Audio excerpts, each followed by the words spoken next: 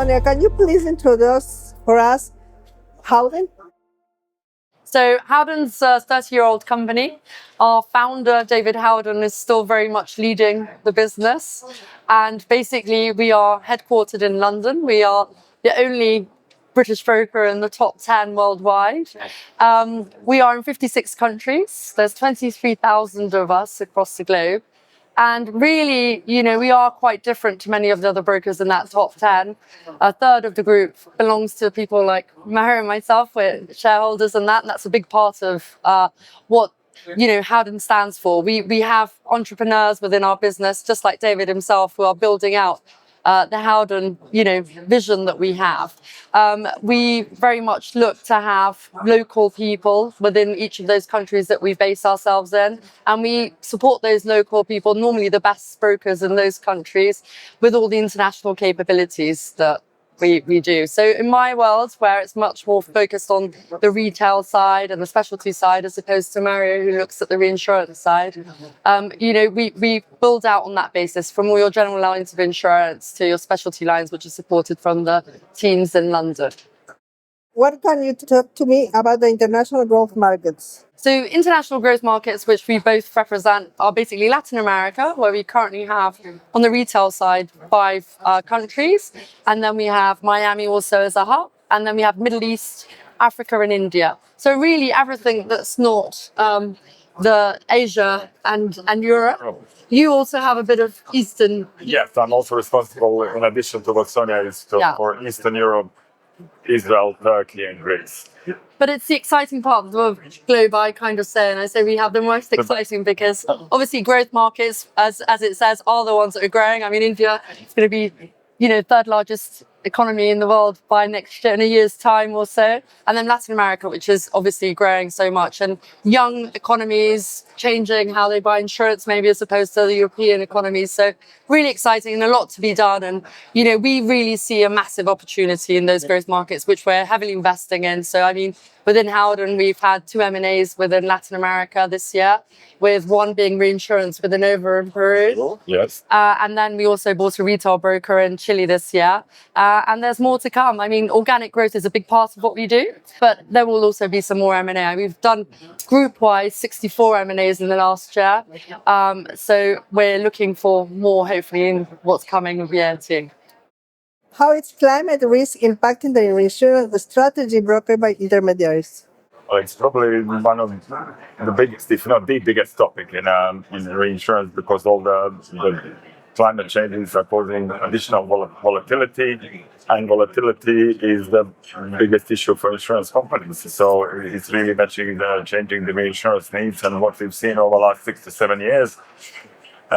It's what used to be known as secondary perils, so unmodeled perils, have been causing most of the losses. So really all the loss scenarios have been rewritten, and really with our advanced on the Howden and Howden Group with our advanced analytics, that we're really helping clients understand the risk that they're facing, and then reducing that volatility by providing some additional capital and a reinsurance structure around it. In addition to that, we are very active on working on a protection gap. When you look at the developing countries, and the penetration of insurance is very low, we are very heavily investing in managing the climate risk and working with the public and private partnerships across the world to mitigate the gap insurance.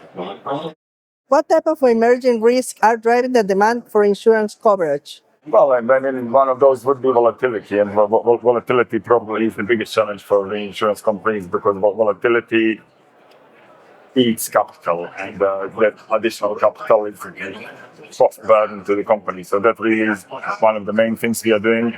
We are looking at the carbon offsetting, the cyber risk is a really big thing. So, and then we are looking at very advanced the agricultural policies because of the world population growing, climate change, how we're going to feed the planet.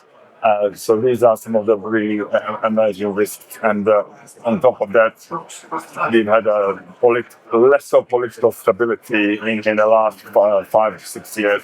So it's it's a risky world. What role do brokers play in the face of large-scale catastrophic events? Well, we really are the conduit between the capital markets, and our job is to swiftly distribute that capital and provide relief to the places that have suffered catastrophe. We even work on catastrophe scenarios with our clients, so really to be prepared beyond just placing the reinsurance program. We invest heavily, and we have a very data-driven approach in our analytics. So it's really encourage looking and understanding the risk. And ultimately is, I think the unique thing about Howden Re is the fact that we also have an investment bank as a part of Howden Re. So we really do follow flow of capital from source of capital to exposing it to the risk, and looking how to do that most efficiently on behalf of our clients. I think it's also important to add, actually, aside from Mario and his team, which focus obviously on helping insurance companies, our founder, David, is very keen on also the climate risk and resilience side of things. So climate plays a very big role too in many groups of people around the world who have no resource. So he's made it a big part of what we do also. We've got Humanity Insured, we've got all these areas and lines of business which are focusing on how we can help communities at a disadvantage. So we have a foundation within Howden too, and the foundation's core focus is helping communities that are exposed to climate issues. So a lot of the team also within Mario as well, they're helping with that to help the foundation also, help these communities. And I think it's important to mention that because it's actually something we're really proud of, to use insurance for things that are also good for the planet and people around the world who couldn't necessarily just know enough about insurance. Sorry, a bit of a plug for the foundation. But So very nice. How have the terms and conditions of reinsurance contracts changed after the pandemic? Well, that was a systemic shock that really spanned the whole world, and I think it's one shouldn't look at pandemic in isolation, because within pandemic we also had a start of a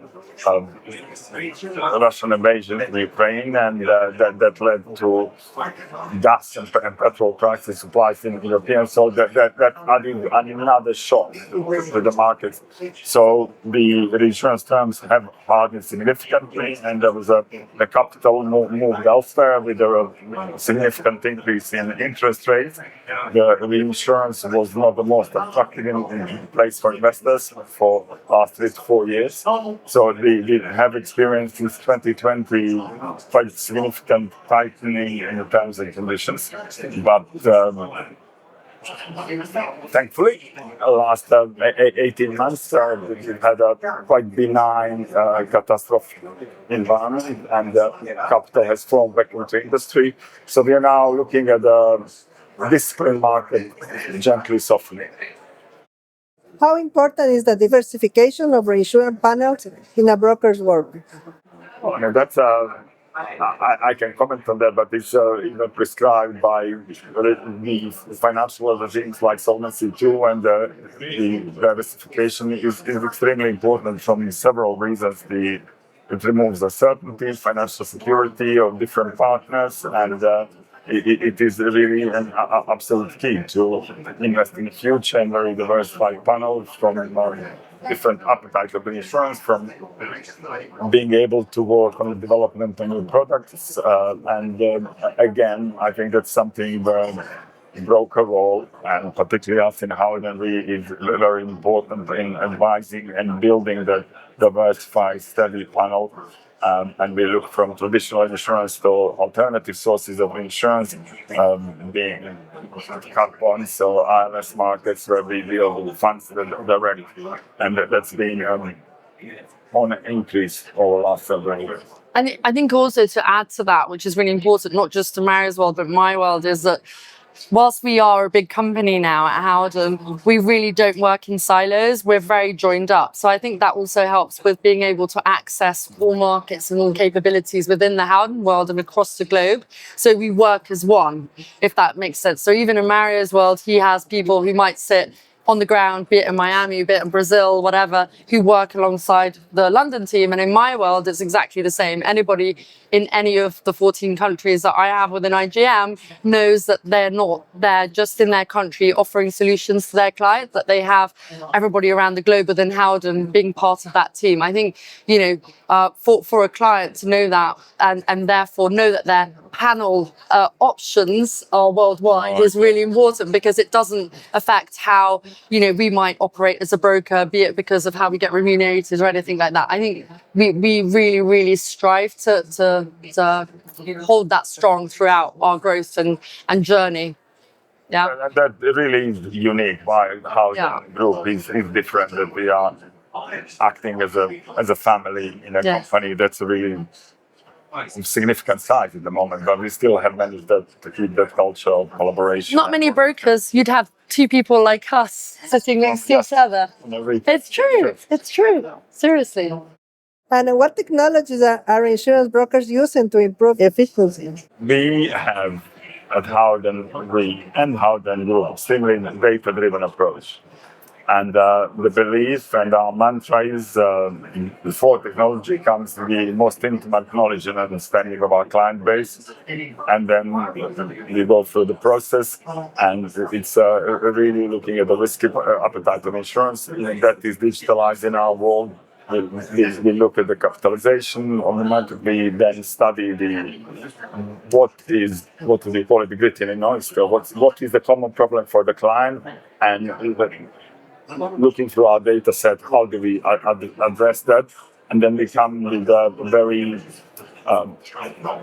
clear metrics, what improvements can we give to our clients based on our analytical tools that we use and we have at our disposal in order to come with the solutions. And we always, any solution is followed by the risk of execution and marking of that. So really if you look at how the reward and international, one of the third of our workforce is analytical people. So the investment in that is crucial for us.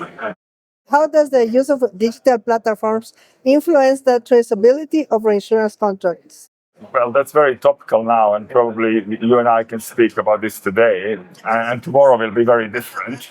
And AI is a huge topic. I think we are not the only broker that sits on a huge data set, and looking how do we process, manage the data, and make the best use of it.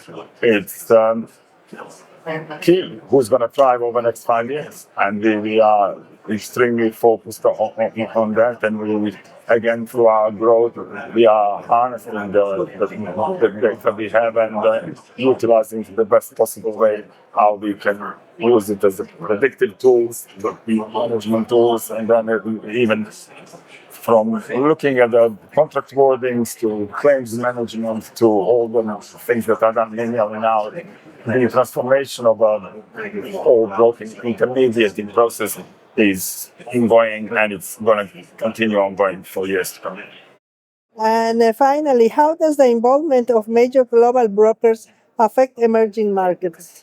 So I think I mentioned this at the beginning, really, when I was introducing Howden. I think, in many of these territories, there are amazing independent local brokers who know that local market really well, regulation, how insurance is purchased, everything. So that's key for our, investment in these territories. We realize that we need those people to be able to be successful in these countries. And we also want to, get on really well with the local regulators, be there, helping them and develop what they're going to do for the next 3 or 4 years, helping, that insurance environment improve with the country, right? So that's really important. But obviously, a lot of those regulators, a lot of these brokers are also looking to us to see what's happening across the world and supporting them. So it could be anything from benchmarking to anything to new ideas, what's going on with regards to risk, exposure, everything. So, this comes back to us being really joined up. And normally when, if we do an M&A in a country,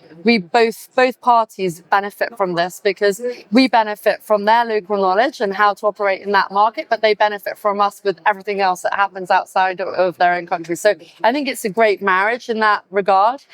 And we are really respectful of that local expertise too. So, I think with any client, and obviously I talk from the client of the original insured or an industry kind of client, they would want to know what's happening outside of their countries and their remits if they're not international already. If they want to expand outside of the territories, they come to us to know what's happening in these territories, and also if we have a specialty, so if we're talking about natural resources type of client, they might want to know what their peers in other parts of the world. So there's so many. I mean, again, a bit like you were saying on another question, we could go on for hours as to the benefits of this, but that there is a massive kind of joining of forces and benefit on both sides with that.